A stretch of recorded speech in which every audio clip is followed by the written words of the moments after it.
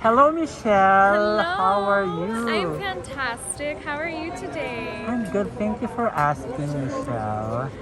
And Michelle, just a while back, we had, or you were just presented to the pageant media or to the media in general. And it was your first time to be presented in public. So, how did you feel about that? Honestly, a lot of my nerves weren't as bad this year compared to my first year in 2019. Back in 2019, I really didn't know what to expect, and my Q&A wasn't as strong, my confidence wasn't there, so I really wasn't prepared.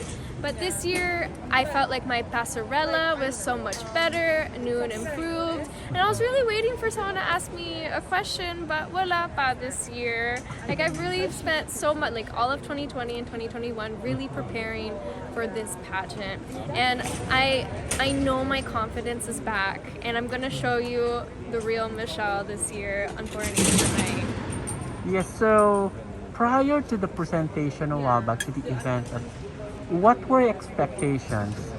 Back in 2019. So just today, Well, prior to the today, press presentation. well, I was kind of, my actual expectation was how big the venue is, because I've never been to Cove, and I didn't know it would be this large. And of course, practicing in Red Hotel, super liit lang. So we're trying to figure out the formula on how to walk. And then when you actually get here, it's like, there's so much room to actually play with my passerella and really enjoy and show Showcase. everyone what I've been doing, how well my hips move now. So that was really my expectation for today, on how I can really show off my walk and my Q&A. Do you have a foreign blood? I'm half American, but the rest is half Filipina. I was born and raised in the States. At the age of 18, I moved here, and I've been living in the Philippines ever since. So it's been about 5 years now. All right. So we never had a chance to talk to you, at least on live sessions, right?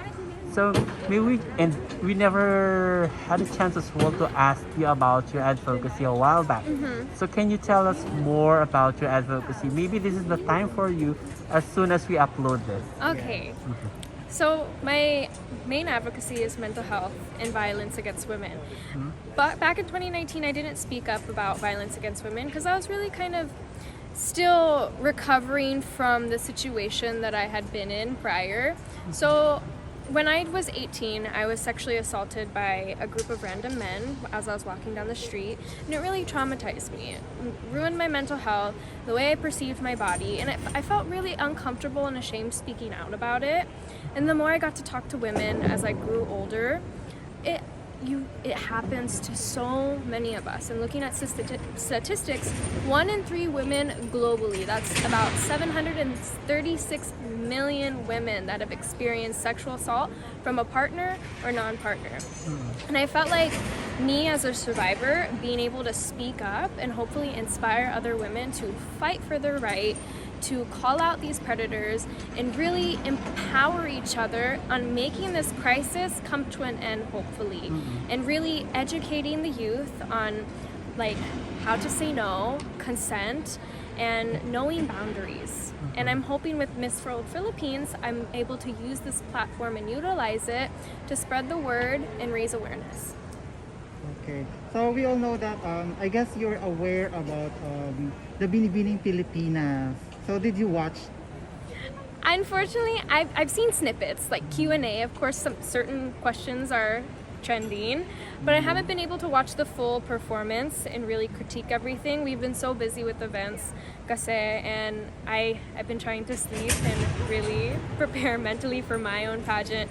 But I'm a little knowledged on some of the candidates. All right. So my question is, this is related to Binibining Pilipinas. Okay. Controversial question by Tito Boy Abunda. Ah, the famous one. Yes. Okay. When is it okay not to be okay, and when is it not okay not to be okay? So as a mental health advocate, I really strive to encourage others that it's okay to embrace your sadness. When you lose a job, when you lose a family member, or something unfortunate happens in your life, like first of all, this pandemic we're in, it has affected us so incredibly deeply, each and every one of us. And with that, it's okay to not be okay. But when it's not okay is when you are hurting others. It's when you're hurting your loved ones and family or your partner. And like you are being self-destructive to everyone around you. That's when it's not okay. And you really need to go find help to really better yourself as a person. That way you can just overall be not a danger to anyone else around you. Michelle, you mentioned a while ago that you were sexually assaulted. So, in order for you to overcome on that, what was the first move that you have done? Well, it wasn't an overnight thing. It definitely kind of took a few years to really analyze the situation and try to move past it. But the first thing I did was kind of open up conversation about it. The moment that you can talk to others about it and get their opinion and really free yourself from the chains of how you're feeling and how you perceive that whole thing, that is the first step forward. Being able to reach out. So either through therapy, through your friends, through your family, whatever outlet that you can find that will help you. So again, that's the first step. And I think the second one, I think is acceptance. That is a really big thing, because once you open up conversation, the next part is accepting the whole thing that has happened, and then forgiveness with yourself, forgiveness to whoever did it. You don't necessarily have to forgive, but what is most important is that you move past it and use that as your strength and become a better person in the future, and hopefully help other women and prevent it from happening to them as well. Perfect. Okay. Do you consider yourself as the dark horse? Ooh, I would rather be a dark horse than a front runner, to be honest. I think with being a front runner, there's a lot of added pressure that comes with it. And for me, pageantry is about having fun. I want to make friends. I don't want to have to worry about the other girls and how it's going to affect my performance. I don't want any of that. And being a dark horse, it doesn't add that pressure, and it still makes me enjoy this whole experience. And plus it also shows the audience like, wow, they weren't expecting that. Like, who is she? Who is candidate number 10? And that's the impact that I want, because if I was a front runner, I don't want to disappoint. I want my performance to have impact. What can we expect, Michelle, for this upcoming Miss World Philippines 2021? Well, you can expect Michelle to have a lot more spunk.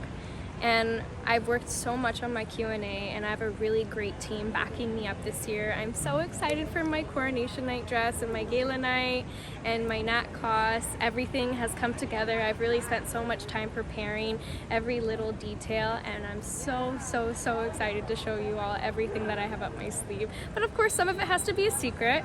I did get picked for talent portion, and I'm doing something a little out of my comfort zone, but I hope the audience will like it. So speaking of the coronation night, and it's coming really close, right? So aside from excitement, definitely you are very excited right now. What are your expectations come coronation night? Well, expectations, prepare for the worst, but no. Prepare for the best, expect the worst. Sorry, baliktad. Prepare for the best, but expect the worst. Of course, like, we all join this pageant to win a crown. Yes. It'd be a dream come true to win the world crown, of course. But also, I'm going to show everything that I've got, and I'm going to work so hard to prove to everyone that I am very deserving of any crown. But of course, win or lose, I'm not going to let it affect me. I know that I'm making my parents proud at home, and this is all an experience that I'm going to take away from my life's journey and hopefully improve myself for other future pageants. Maybe this isn't my destiny, but as much as I would like it to be, maybe I'm like Beanie Beanie or Miss Universe, but this is all just a learning experience and stepping stone, and hopefully I'm going to have fun coronation night, win or lose. And make a pleasant surprise. Correct. Yeah. So, Michelle, I believe that you have a lot of supporters as well that you just don't know. Would you like to call out to them? Well, my biggest fans are my parents. Hi, Mom and Dad. Thank you so much for everything that you've done for me. I know I'm so far away from home, and I know I don't answer the phone all the time. I should, but I'm just so incredibly busy, and I know that you guys understand that. And thank you to all my cousins that are going to be supporting me on coronation night, all my friends, my boyfriend that is here with me every step of the way, that is here to listen to me, that wants to see my dress, that wants to see my pastorela, everything that I've practiced for. I want to thank each and every one of you that have been following me on this journey through social media. Without you guys, without your love and support, sometimes I wonder like where I would be. And I'm so thankful for each and every one of you. So please watch on July 25th. If you can't afford tickets, we'll be live streaming it. So just cheer me on and cheer every one of the other girls on as well. We all are so deserving of a crown. We all need the support. Representing? My name is Michelle Arceo. I'm 23 years old and I'm representing Quezon City in Metro Manila. Number 10! Yes! Thank you so so Thank much! you!